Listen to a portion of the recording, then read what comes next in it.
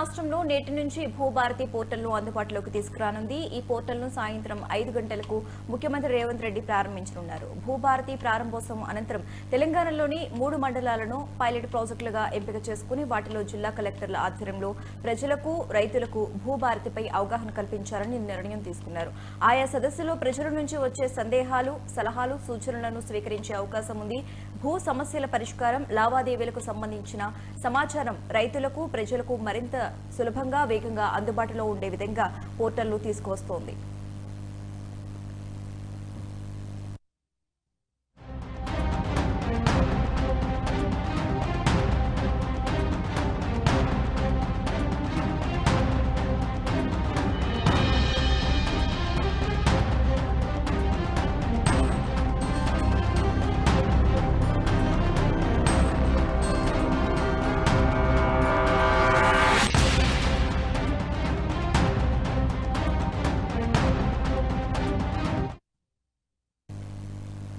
తెలంగాణ రాష్ట్రంలో నేటి నుంచి భూభారతి పోర్టల్ను అందుబాటులోకి తీసుకురానుంది. ఈ పోర్టల్ను సాయంత్రం 5 గంటలకు ముఖ్యమంత్రి రేవంత్ రెడ్డి ప్రారంభించనున్నారు. భూభారతి ప్రారంభోత్సవం అనంతరం తెలంగాణలోని 3 మండలాలను పైలట్ ప్రాజెక్టులుగా ఎంపిక చేసుకుని వాటిలో జిల్లా కలెక్టర్ల ఆధ్వర్యంలో ప్రజలకు, రైతులకు భూభారతిపై అవగాహన కల్పించాలని నిర్ణయం తీసుకున్నారు. ఆయా సదస్సులో ప్రజల నుంచి వచ్చే సందేహాలు, సలహాలు, సూచనలను స్వీకరించే అవకాశం ఉంది. భూ సమస్యల పరిష్కారం, లావాదేవీలకు సంబంధించిన సమాచారం రైతులకు, అలాగే ప్రజలకు మరింత సులభంగా, వేగంగా అందుబాటులో ఉండే విధంగా పోర్టల్ను తీసుకువస్తోంది.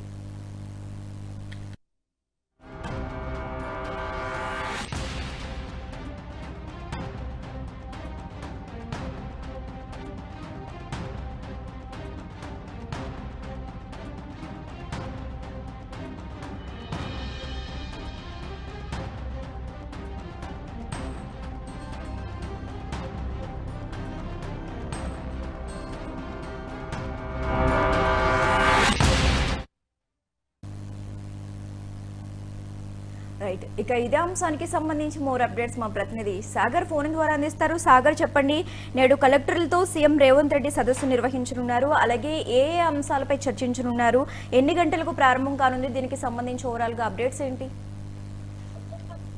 శశిరేఖ, తెలంగాణ ప్రభుత్వం ప్రతిష్టాత్మకంగా తీసుకున్న భూభారతి చట్టం నేటి నుంచి అమల్లోకి రానుంది. ఈ పోర్టల్ నాడు సీఎం రేవంత్ రెడ్డి సచివాలయంలో 5 గంటలకు ప్రారంభించనున్నారు.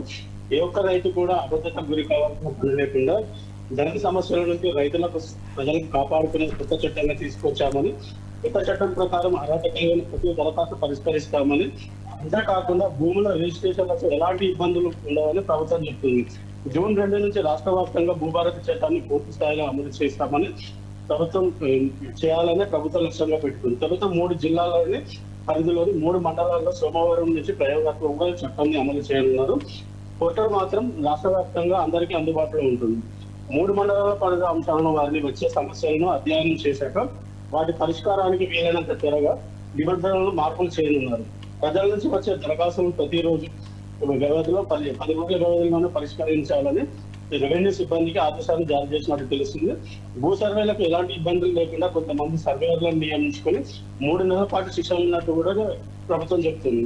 ప్రజల నుంచి వచ్చే సూచనలు, సలహాలను స్వీకరిస్తూ ప్రతి మండలంలో కలెక్టర్ ఆధ్వర్యంలో సదస్సులు నిర్వహించాలని, భూభారతి చట్టంపై అపోహలు కలగకుండా ప్రజలు గందరగోళానికి గురి చేసేలా ఎవరు వ్యవహరించినా వాటిపై కఠిన చర్యలు తీసుకోవాలని పోలీసులకు సీఎం ఆదేశాలు జారీ చేసినట్టు తెలుస్తుంది. Okay, right, thank you Sagar.